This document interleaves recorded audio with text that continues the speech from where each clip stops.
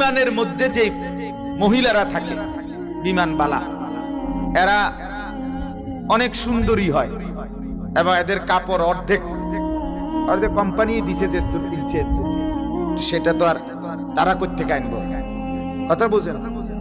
এই জন্য অর্ধেক। হ্যাঁ, তো কোম্পানির হয়তো আরো খরচ আছে, সব মিলাইয়া কাপড়ের বরাদ্দ দূর দিছে, দূর কিনছে।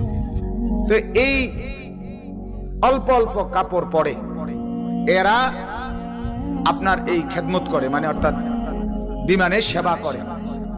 এই মহিলাগুলো অপরূপ সুন্দরী। তো এই বেচারা ওই শেঠ ব্যবসায়ী, উনি হযরতের পাশেই বসা। তো এই মহিলারা তো আসতেছে যাইতেছে, উনি হযরতকে বলতেছেন, হযরত হযরত দেখেন দেখেন, আস্তাগফিরুল্লাহ আস্তাগফিরুল্লাহ, মহিলাগুলোর কাপড় চোপড়ের কি অবস্থা। তো হযরত